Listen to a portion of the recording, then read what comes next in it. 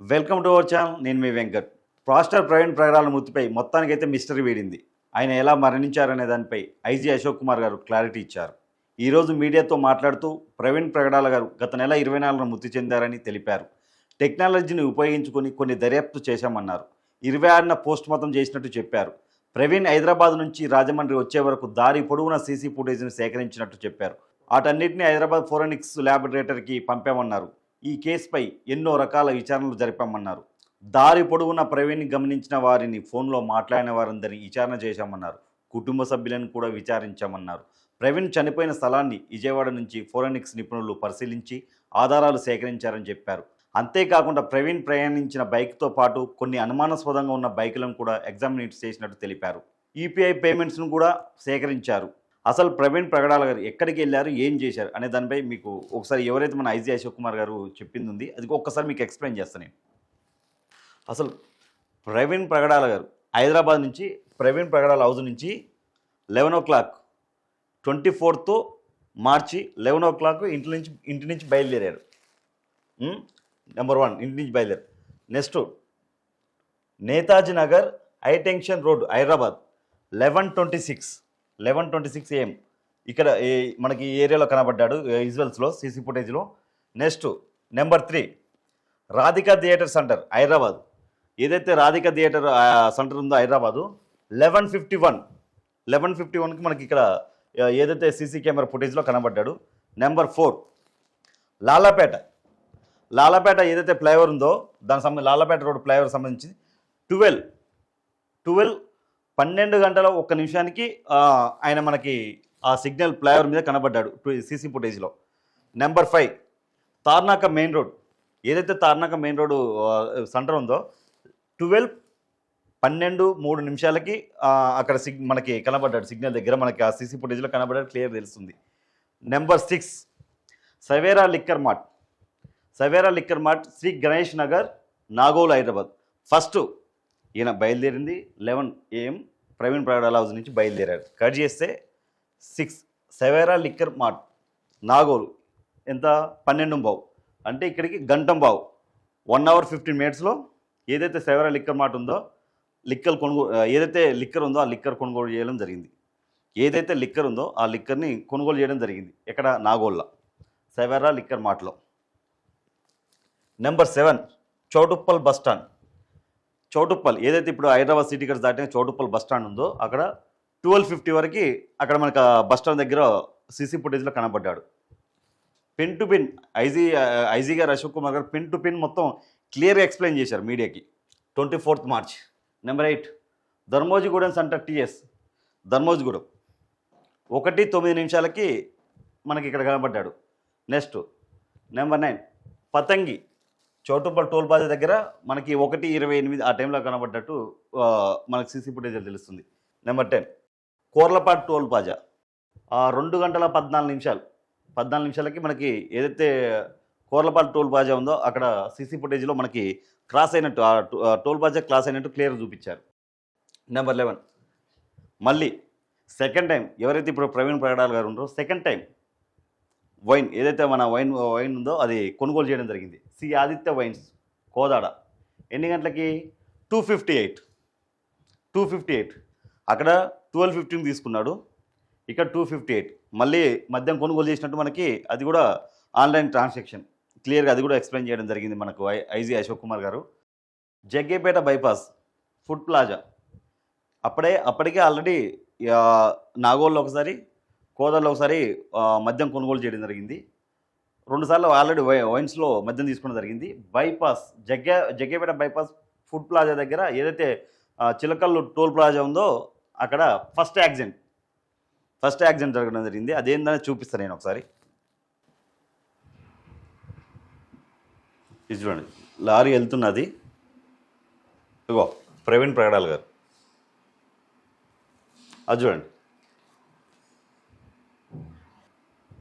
చూడండి కరెక్ట్ ఏదైతే artist driver bus అప్రమత్తంగా ఎమ్మటే రైట్ గుంజేశాడు బస్సుని, లేదంటే బస్సు ఎక్కేది. ఇక్కడ ఫస్ట్ యాక్సిడెంట్ ఏదైతే అయిందో ఫస్ట్ యాక్సిడెంట్ ఆల్రెడీ అయిపోయింది. కట్ చేస్తే సెకండ్ కీసరా ఏదైతే అయిందో కీసరా విలేజ్ దగ్గర మళ్ళీ సేమ్ సెకండ్ యాక్సిడెంట్. చూడండి, ఇగో ఇక్కడి నుంచి వస్తున్నాడు ప్రవీణ్ ప్రగడాల గారు. ఇగో చూడండి, అగో పడిపోయాడు చూడండి, మట్టి లేచింది. అగో సెకండ్ కీసరా దగ్గర, ఏదైతే కీసరాకు సంబంధించిన టోల్ ప్లాజా ఉందో అక్కడ సెకండ్ యాక్సిడెంట్. గొల్లపూడి దగ్గర ఇండియన్ ఆయిల్ పెట్రోల్ బంక్లో ప్రవీణ్ ప్రగడాల గారు పెట్రోల్ కొట్టించడం జరిగింది. అప్పటికే నాగోల్ వైన్స్, నాగోల్కు సంబంధించింది, అలాగే కోదాడ దగ్గర ఎక్కడైతే వైన్స్ ఉందో 2 సార్లు కొనుగోలు చేయడం జరిగింది. అక్కడ కూడా ఏదైతే మనకు పెట్రోల్ కొట్టించే దుక్కున కూడా కొంచెం బండి కంట్రోల్ చేసే సిచ్యువేషన్ లేకుండా పెట్రోల్ కొడుతున్నప్పుడు కూడా, అలాగే బంకుల నుంచి బయటకు వచ్చేటప్పుడు కూడా కొంచెం బండి ఊగుతూ తూగుతూ బయటకు వచ్చింది. మనకు క్లియర్గా విజువల్స్ చూసాం మనం. 5 గంటల 3 నిమిషాలు దుర్గమ్మ గుడి ఫ్లైఓవర్ దగ్గర మనకి అక్కడ సిగ్నల్ ఏదైతే ఉందో అటు సీసీ ఫుటేజ్లో కనపడేది క్లియర్గా.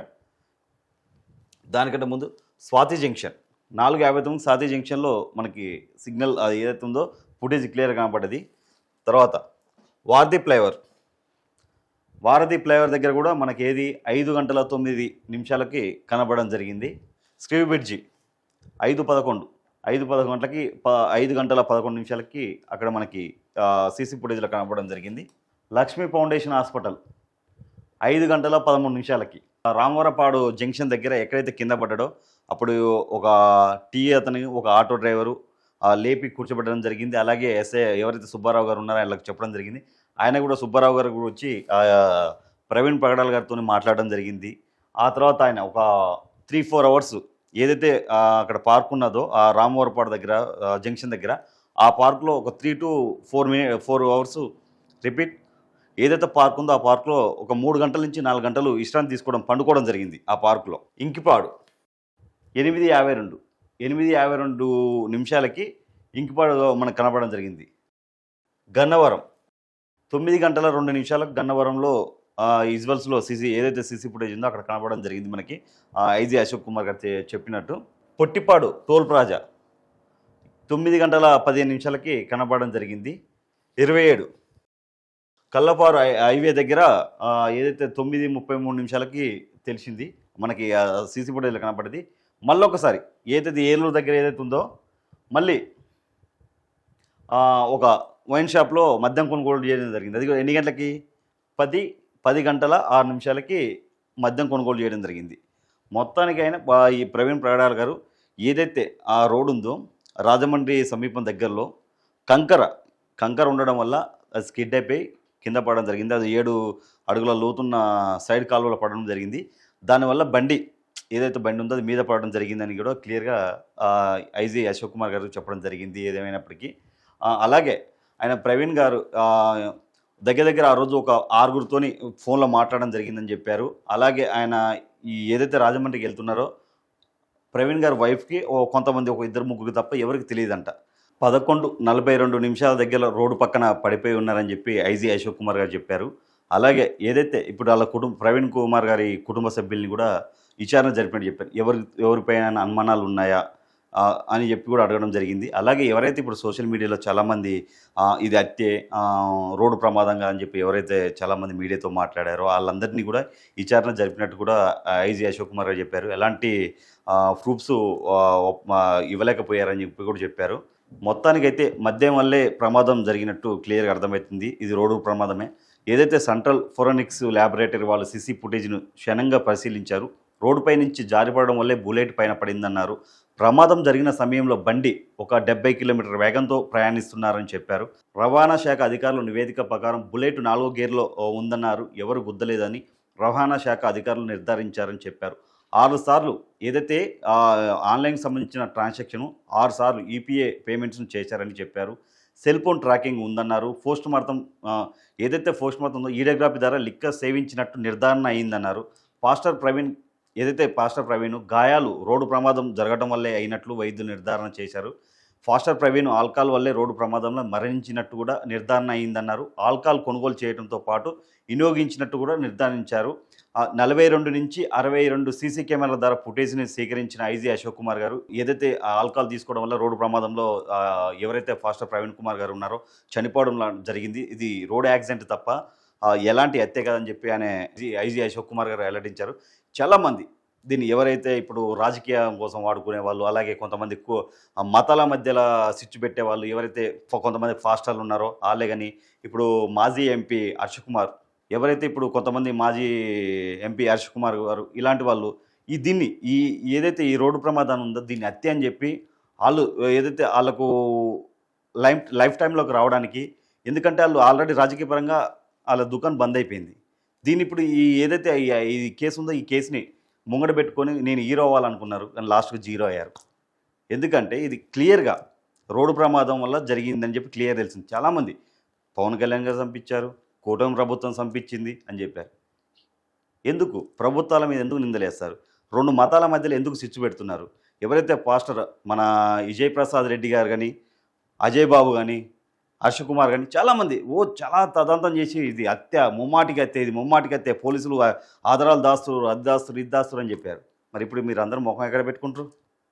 చూశారుగా ఇంత క్లియర్గా ఏదైతే ఇప్పుడు గవర్నమెంట్ క్లియర్గా ప్రభుత్వం ఏదైతే క్లియర్గా మనకు ఎక్స్ప్లెయిన్ చేసి ఇప్పుడు ఐజీ అశోక్ కుమార్ గారు క్లియర్గా ఎక్స్ప్లెయిన్ చేశారు. నిజ నిర్ధారణ మొత్తం బయటకు వచ్చాయి. మరి ఇప్పుడు దీనిపై మీరు ఏమంటారు? నోరు ఉంది అని చెప్పి ఏది పడితే అది మాట్లాడకూడదు.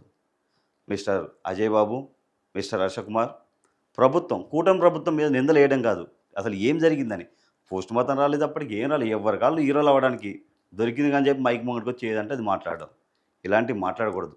అసలు నిజ నిర్ధారణలు ఏంటని తేలేదాకా ఆగాలి, వెయిట్ చేయాలి. ఇది ముమ్మాటికి ఆయన ఆల్కహాల్ తీసుకోవడం వల్ల రోడ్డు ప్రమాదానికి గురై చనిపోవడం జరిగింది.